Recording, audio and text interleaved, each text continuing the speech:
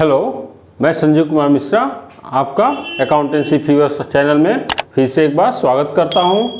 हमारा सब्जेक्ट वही business study और टॉपिक है चैप्टर 6 स्टाफिंग। और इस स्टाफिंग में ध्यान देना, पिछला जो वीडियो था उसी वीडियो से हम टॉपिक को कंटिन्यू करेंगे और यह टॉपिक हमारा था steps in staffing process. Last video में हमने 3 स्टेप्स को एक्सप्लेन किया था। वो 3 स्टेप्स थे आपके ह्यूमन रिसोर्सेज प्लानिंग यानी man power planning. Second step था जॉब एनालिसिस यानी कि जॉब की क्वालिटी, उसके लिए किस प्रकार की रिस्पॉन्सिबिलिटी चाहिए, इन सारी बातों पर डिस्कस हुआ था। थर्ड स्टेप था रिक्रूटमेंट, और रिक्रूटमेंट में ये था कि कौन से सोर्सेस से हम अपने स्टाफ का रिक्रूटमेंट करेंगे। उसके लिए इंटरनल और एक्सटर्नल 2 तरह के सोर्सेस बताए गए थे। आज हम डिटेल में बात करेंगे अपने नेक्स्ट 3 स्टेप्स के लिए, और वो 3 स्टेप्स है जो है अगला स्टेप सिलेक्शन। फ्रेंड्स, यहाँ पे सिलेक्शन की अगर बात करें तो यह पूरे स्टाफिंग का सबसे इम्पॉर्टेंट टॉपिक माना जाता है, और यह हो सकता है कि आपके एग्जामिनेशन का एक बहुत इंपॉर्टेंट क्वेश्चन बन जाए। वहाँ पूछा जा सकता है what steps are taking about the selection procedure, यानी सिलेक्शन में क्या स्टेप्स लेने हैं। तो इस टॉपिक को स्पेशली आप लोग को ध्यान देना चाहिए। ये है सिलेक्शन। 4th स्टेप, सिलेक्शन क्या होता है? तो इसका डिफिनीशन दिया हुआ है, it is a series of steps, it is a series of steps by which candidates are screened for choosing the most suitable person for vacant job in the organization। यानी selection क्या है? यह एक series है, यह एक sequence है, इसमें कई सारे स्टेप्स होते हैं, यानी सीरीज ऑफ स्टेप्स। कई सारे स्टेप्स के बाद ही सिलेक्शन प्रोसीजर होता है। By which candidates are screen, जिस स्टेप्स के द्वारा जो भी हमारे पास कैंडिडेट्स अप्लाई करते हैं उन एप्लीकेंट्स का, उन कैंडिडेट्स का हम यहाँ पे स्क्रीनिंग करते हैं, यानी उनकी डिटेल्स को, उनके सारे जो इन्फॉर्मेशंस उन्होंने दिया होता है उन सारी इन्फॉर्मेशंस, उस कैंडिडेट के पर्सनल डॉक्यूमेंट्स से लेकर के उनके पर्सनल जो स्टेटस है उन सारी चीज़ों को हम यहाँ पे स्क्रीनिंग करते हैं according to our job requirement, for choosing the most suitable person for the vacant job in the organization. किसी भी ऑर्गेनाइजेशन में जो जॉब वैकेंट होते हैं उन वैकेंट जॉब के अकॉर्डिंग किस प्रकार के स्टाफ की ज़रूरत है, वैसे स्टाफ का सिलेक्शन के लिए एक पूरा यह स्टेप्स है, बहुत बड़ा प्रोसेस है। अब इसमें कौन से स्टेप्स होते हैं? सिलेक्शन प्रोसेस में क्या स्टेप्स होते हैं? तो steps are given there. These steps are, first step is preliminary screening, second is receiving applications, third is screening applications, next है employment test, employment interview, checking references, medical examination and final selection. These are the steps of selection. आपको examination में अगर ये question मिलता है कि what are the steps of selection process, तो these are the steps of selection process. तो पहला स्टेप है इसमें प्रिलिमिनरी स्क्रीनिंग। तो प्रिलिमिनरी स्क्रीनिंग में क्या होगा कि सपोज दैट कंपनी को 50 स्टाफ की रिक्वायरमेंट है, एप्लीकेशन आ जाते हैं 500, तो इतने ज़्यादा एप्लीकेशंस को प्रोसेस करना ये बहुत टिपिकल वर्क हो जाता है, क्योंकि उसमें बहुत सारे एप्लीकेशंस ऐसे होंगे जो हमारी जॉब के रिक्वायरमेंट के अकॉर्डिंग नहीं भी हो सकते हैं। और यह भी हो सकता है, जैसे एक एग्जांपल मैं लेता हूं कि हमें अपने जॉब पे एक पॉलिटेक्निक से रिलेटेड पॉलिटेक्निक किया वो बंदा चाहिए, मतलब वो अगर मिल जाए तो ठीक है, लेकिन 500 जो एप्लीकेशंस आ गए, उस 500 एप्लीकेशंस में सपोज कर लो कि हमें 200 एप्लीकेशंस उस जॉब के लिए बी यानी इंजीनियरिंग किया हुआ एप्लीकेशन मिल गया। तो अगर 200 वो मिल जाता है तो हम एप्लीकेंट, ये जो एप्लीकेंट हैं पॉलिटेक्निक वाले, हो सकता है उनको मैं रिजेक्ट कर दूं, क्योंकि हमें ऑलरेडी इतने सारे बीटेक किए हुए अगर मिलते हैं तो फिर हम पॉलिटेक्निक वाले को क्यों रख लें। दूसरी चीज, अगर हमारी रिक्वायरमेंट पॉलिटेक्निक वाला ही है और पॉलिटेक्निक के लिए 100 एप्लीकेशन हो, 400 एप्लीकेशंस बीटेक वाले का किया गया हो हो सकता है कि हमारी रिक्वायरमेंट पॉलिटेक्निक के लिए है तो बीटेक वालों का इतना एप्लीकेशन मैं क्यों एक्सेप्ट कर लूं। तो हमने क्या किया, या तो 400 उन एप्लीकेशन जो बीटेक से रिलेटेड थे, जो कंप्लीट इंजीनियरिंग की डिग्री के साथ हैं, उन एप्लीकेशंस को हम हटा सकते हैं डायरेक्ट, क्योंकि हमें इतना हायर स्टैंडर्ड का क्वालिफिकेशन की रिक्वायरमेंट नहीं है। अब बात करते हैं, केवल हमें 50 स्टाफ की जरूरत है और हमें मिल गए कितने एप्लीकेशन, 100। तो इसका मतलब कि हमने फर्स्ट टाइम जो प्रिलिमिनरी स्क्रीनिंग की उसमें अनवांटेड जो एप्लीकेशंस आ जाते हैं, उन अनवांटेड एप्लीकेशंस को हम यहाँ पे क्या करते हैं, स्क्रीनिंग के थ्रू बाहर कर देते हैं। अभी हमारी रिक्वायरमेंट 50 की है तो हमने 150 एप्लीकेशंस को एक्सेप्ट कर लिया और इसके बाद हम फिर उन 150 लोगों से कंपनी अपने एक फॉर्मेट पे उनसे क्या कहता है, एप्लीकेशन के लिए। यानी पहला स्टेप हो गया प्रिलिमिनरी स्क्रीनिंग। हमने यहां से बहुत सारे लोगों को पहले ही यहाँ पे फर्स्ट स्क्रीनिंग में ही हमने उनको बाहर कर दिया। दूसरा स्टेप आ गया हमारा रिसीविंग एप्लीकेशंस, यानी अब कंपनी अपने एक फॉर्मेट पे जो उनको रिक्वायरमेंट है वो सारी रिक्वायरमेंट्स इन एप्लीकेंट्सों से मांगेगी कि हमें इस प्रकार की इंफॉर्मेशंस आप अपने बायोडाटा में, अपने रिज्यूम में आप बना के दोगे। जब ये एप्लीकेशंस मिल जाएंगे तो अगला स्टेप होगा स्क्रीनिंग एप्लीकेशंस। अब यहां पे कंपनी क्या करेगी, वो फर्म क्या करेगी कि यहां जो अब उन 100 एप्लीकेंट से जो एप्लीकेशंस मिले थे, कंपनी के फॉर्मेट के आधार पर मिले थे, उन एप्लीकेशंस की कंप्लीट स्क्रीनिंग की जाएगी, जिसमें यह देखा जाएगा कि क्या उन्होंने अपने एप्लीकेशंस को कंप्लीट फिलअप किया है या नहीं। जो इंफॉर्मेशंस कंपनी ने एक्चुअल में इनसे डिमांड किया है अपने फॉर्मेट पे, क्या वो इंफॉर्मेशंस, वो गाइड का पूरा डिटेल इनको मिला या नहीं मिला। तो यहाँ पे हो सकता है कि कुछ एप्लीकेशंस में कमियां हो तो उन एप्लीकेशंस को भी रिजेक्ट किया जा सकता है। तो यहाँ पे एप्लीकेशनों को चेक कर लेना है। एप्लीकेशन के चेक करने के बाद, स्क्रीनिंग करने के बाद नेक्स्ट स्टेप हो जाएगा एम्प्लॉयमेंट टेस्ट। यानी अब यहाँ पे जो भी यहाँ एप्लीकेशंस स्क्रीनिंग के बाद क्लियर हैं, उन एप्लीकेशंस को एम्प्लॉयमेंट टेस्ट के लिए ऑफर किया जाएगा। यानी उनका एक रिटन टेस्ट कराया जा सकता है और उस रिटन टेस्ट से उनकी जो है एक्चुअल नॉलेज को हम ऑन पेपर जान सकते हैं। और इस एम्प्लॉयमेंट टेस्ट के बाद अगला स्टेप हमारा होगा यहाँ पे एम्प्लॉयमेंट इंटरव्यू। अब जो एप्लीकेंट्स इस टेस्ट को क्वालिफाई कर लेते हैं, एम्प्लॉयमेंट टेस्ट को क्वालिफाई कर लेते हैं, उनको फिर हम इंटरव्यू के लिए कॉल करते हैं। फिर उनका हम personal interview, face to face उनसे बात करेंगे, उनकी बॉडी लैंग्वेज, उनका मतलब कि काम पे या जॉब पे वो कैसे बात करेंगे, कैसे काम करेंगे, उनका बॉडी लैंग्वेज क्या है, उनका कॉन्फिडेंस लेवल क्या है, उनका जो एक्चुअल में उनका जो कॉन्फिडेंस लेवल है उसको हम फेस टू फेस इंटरव्यू के थ्रू क्लियर करते हैं। तो यहाँ पे एम्प्लॉयमेंट इंटरव्यू होगा। इंटरव्यू होने के बाद क्या होगा अगला स्टेप, चेकिंग रेफरेंसेस, यानी रेफरेंसेस को चेक करना।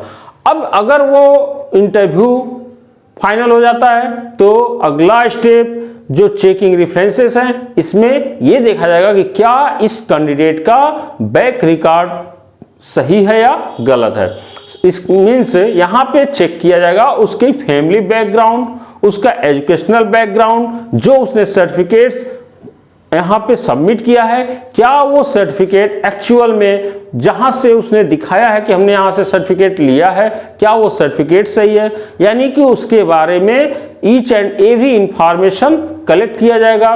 उसके इंस्टीट्यूट से किया जा सकता है डिटेल इंक्वायरी, उसके जिस कॉलोनी या जिस शहर का रहने वाला है वहां से उसके बारे में इंक्वायरी किया जा सकता है। पुलिस की रिकॉर्ड से उसको पता किया जाता है कि उसका कहीं पुलिस में बैड रिकॉर्ड तो मेंटेन नहीं हुआ है, कहीं ऐसे उसके ऊपर कोई केसेस तो नहीं कंटिन्यू है। तो ये सारी चीजें चेक किया जाएगा कि उसका जो पास्ट था वो क्या रहा है, किस पुराने एम्प्लॉयर के वहां काम किया, ये सारी चीजें हम रेफरेंसेस में चेक कर लेते हैं। नेक्स्ट स्टेप होता है, जो लोग इस इंटरव्यू में सिलेक्ट होते हैं उनका मेडिकल एग्जामिनेशन कराया जाता है। भाई आज के डेट में मेडिकल एग्जामिनेशन का बहुत इंपॉर्टेंट रोल हो गया है, क्योंकि कई बार ऐसा होता है कि हम किसी स्टाफ का सिलेक्शन कर लेते हैं और वो किसी बहुत बड़े हेल्थ डिजीज से गुजर रहा होता है। सपोज दैट वो डायबिटिक हो, वो हार्ट का पेशेंट हो, वो बीपी का पेशेंट हो, ब्लड प्रेशर, और हमारे वहाँ जॉब पे वो अपॉइंट हो गया, बाद में उसके साथ कोई कैजुअलिटी होती है तो फॉर्म भी उसके लिए जिम्मेदार बन जाती है। इसलिए आज के डेट में फॉर्म्स इस बात को लेकर बहुत ज़्यादा अवेयर हैं और before the selection of their implies first of all they go with medical examination, यानी वो मेडिकल एग्जामिनेशन के लिए भेजे जाते हैं। और यहाँ पे अगर उनकी बॉडी फिटनेस और हर तरह से वो परफेक्ट पाए जाते हैं तब उनका फाइनल सिलेक्शन पूरा किया जाता है और तब यहाँ पे इनसे टर्म्स और कंडीशंस की डिस्कशन की जाती है। तो ये हमारा टॉपिक था स्टेप्स ऑफ सिलेक्शन। अब स्टेप्स ऑफ सिलेक्शन के बाद हमारा नेक्स्ट टॉपिक होता है प्लेसमेंट एंड इंडक्शन।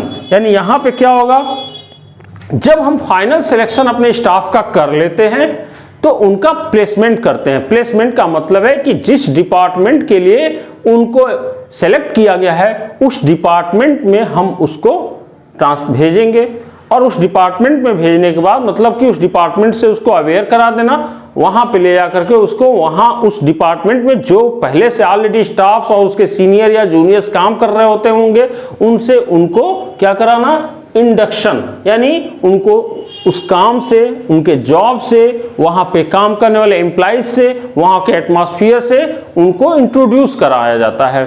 प्लेसमेंट का मतलब हो गया कि जिस बंदे को सिलेक्ट किया गया है, जिस वर्क के लिए, जिस डिपार्टमेंट के लिए सिलेक्शन हुआ है, वहां पे उस पर्सन को फाइनल सिलेक्शन के बाद भेजा जाएगा और उस डिपार्टमेंट का जो सीनियर होगा, उस डिपार्टमेंट का जो बॉस है, वह बॉस उस जॉब के बारे में उसको डिस्क्राइब करेगा और बाकी जो उस डिपार्टमेंट में स्टाफ्स हैं उन स्टाफ से इनको इंट्रोड्यूस करेगा, उस काम से इंट्रोड्यूस कराएगा, उस काम को बताया जाएगा कि आपको ये काम इस जगह इस तरीके से इस तरह इस कंपनी के फॉर्मेट के हिसाब से आपको करना होगा। यानी यहाँ पे हम बोलते हैं इसको placement and induction. Next step होता है हमारा ट्रेनिंग। तो ट्रेनिंग ये बड़ा इंपॉर्टेंट चीज होता है, ट्रेनिंग। और ट्रेनिंग जो हमारा स्टेप है इसमें क्या होता है, दो तरह से ट्रेनिंग होता है। जो हमने स्टाफ का सिलेक्शन किया है according to the organizational objectives, हम क्या करेंगे, अपने स्टाफ को जिनको हमने सेलेक्ट किया उनको हम दो तरह से ट्रेनिंग दे सकते हैं, on the job training and off the job training. ये दो तरह से हम अपने स्टाफ को ट्रेनिंग प्रोवाइड कराते हैं। फर्स्ट है on the job training. On the job training normally workers का ही होता है, जो सबसे लोअर लेवल पे काम करने वाले मशीन के साथ जुड़े हुए वर्कर्स होते हैं उनके साथ normally on the job training का प्रोसेस किया जाता है, जिसको हम कह सकते हैं blue collar workers. Blue collar workers की बात जब भी कहीं होगी तो आप समझ लेना ब्लू कॉलर ये बड़ा ही फेमस वर्ड है, ब्लू कॉलर वर्कर। तो ब्लू कॉलर एम्प्लॉइज का मतलब होता है जो मशीन के साथ काम करते हैं, जो ऑपरेटर्स होते हैं, जो लोअर लेवल के वर्कर्स होते हैं। और ऐसे स्टाफ को हम ऑन द जॉब ट्रेनिंग देते हैं, यानी उनको जिस काम के लिए सेलेक्ट किया गया है उस काम पे ले जाएंगे और उस डिपार्टमेंट का जो सुपरवाइजर होगा वो उनको कोचिंग देगा उस काम पे, मतलब कि उस काम से अवेयर कराएगा, उसको अलग अलग जॉब पे रोटेट करेगा। यानी कि जो उस डिपार्टमेंट का वर्क है उस डिपार्टमेंट में जो अलग अलग मशीनरी है, मैकेनिज्म है, उन अलग अलग जगहों पे उसको छोटा छोटा एक ट्रेनिंग प्रोवाइड करेगा, उनसे अवेयर कराएगा। या अप्रेंटिसशिप, इंटर्नशिप। अप्रेंटिसशिप क्या होता है, इंटर्नशिप क्या होता है, ये दोनों वर्ड्स आज के डेट में बहुत ही यूजफुल वर्ड्स हैं। अप्रेंटिसशिप ध्यान देना, अप्रेंटिसशिप में क्या होता है, जो पर्सन्स अपने डिग्रीज को, अपने क्वालिफिकेशन को पूरा कर लिए होते हैं और उनको जॉब पे रखने के बाद कंपनियां अपने तरीके से उनको क्या करती हैं, ट्रेनिंग प्रोवाइड करती हैं। मतलब कि उनकी डिग्री कंप्लीट हो चुकी होती है, डिग्री कंप्लीट होने के बाद उनकी जो क्वालिफिकेशन है वो कंप्लीट होने के बाद उनको क्या करते हैं, अप्रेंटिस के लिए बुला लिया जाता है या अप्रेंटिस पे रखा जाता है और उनका जो बॉस होता है वह इन पर्सन्स को ट्रेनिंग देता है। यानी फर्स्ट टाइम जब आप जॉब के लिए जाते हो तो पहले आपको अप्रेंटिस वगैरह कराया जाता है और यह कार्य लगभग जहां मशीनरी वर्क होता है, जहां इलेक्ट्रिकल वर्क होता है, इस तरह की जगहों पे मैकेनिज्म से रिलेटेड जहां पे भी जो भी वर्क होते हैं, जैसे कंस्ट्रक्शन से रिलेटेड है, बिल्डिंग कंस्ट्रक्शन का वर्क है, यानी civil engineering, mechanical engineering, electrical engineering, इस तरह के केसेस में हमें अपने उन स्टाफ्स को क्या करना होता है, ऑन द जॉब अप्रेंटिसशिप दे करके उनको ट्रेंड किया जाता है। अगला होता है इंटर्नशिप। तो इंटर्नशिप में क्या होता है, यहाँ पे जो एजुकेशनल स्टूडेंट्स होते हैं, जो अभी एजुकेशन ले रहे हैं, जो थ्योरेटिकल कॉन्सेप्ट पे अभी अपनी पढ़ाई कर रहे होते हैं, उन स्टूडेंट्स को वो एजुकेशनल इंस्टीट्यूट्स किसी कंपनी में ट्रेनिंग के लिए भेजते हैं। यानी उनको प्रैक्टिकल ट्रेनिंग, प्रैक्टिकल काम करने की भी ट्रेनिंग उनकी पढ़ाई के साथ साथ कराई जा सके।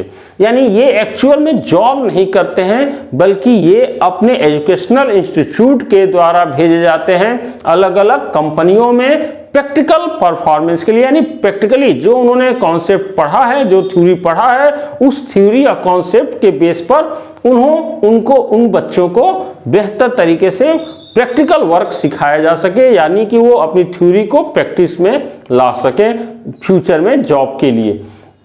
तो ये है इंटर्नशिप, ये हो गया अप्रेंटिस, यानी ऑन द जॉब। इस तरह से हम अपने नए सिलेक्टेड स्टाफ्स को ट्रेनिंग दे सकते हैं।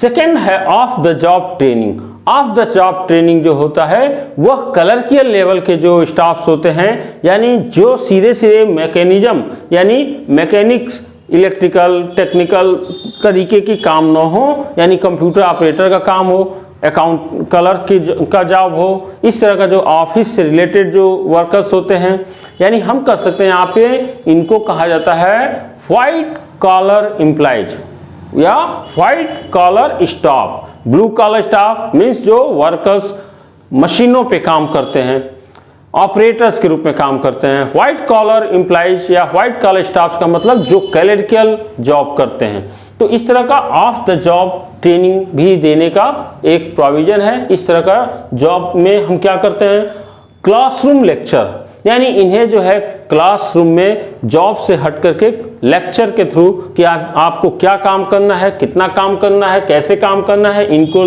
क्लासरूम लेक्चर के द्वारा भी ट्रेनिंग किया जाता है। इनको बहुत बड़ा कोई सेमिनार होगा, उस सेमिनार में भेजकर भी उनको उस अपने काम, अपनी रिस्पॉन्सिबिलिटी, अपनी जॉब के बारे में इनको ट्रेनिंग दिया जा सकता है। केस स्टडी, यानी कि इन्हें डिफरेंट टाइप के प्रॉब्लम्स इनके सामने रख करके और उस केस पे, उस प्रॉब्लम्स पे इनको स्टडी कराया जाता है, जिससे इनका माइंड सेट ब्रॉड हो सके और ये बेहतर तरीके से चीज़ों को कर सकें। या कॉन्फ्रेंस के थ्रू भी इनको ट्रेनिंग प्रोवाइड की जाती है। तो ये हमारा था ट्रेनिंग का procedure. There are 2 types of training procedure, on the job and off the job. इसके बाद हमारे अभी 4 पॉइंट्स और बच जाते हैं। इन 4 पॉइंट्स को हम नेक्स्ट वीडियो में फाइनल करेंगे और ये चैप्टर भी हमारा नेक्स्ट वीडियो में कंप्लीट हो जाएगा। तो आज के लिए इस वीडियो में इतना ही। Thank you very much.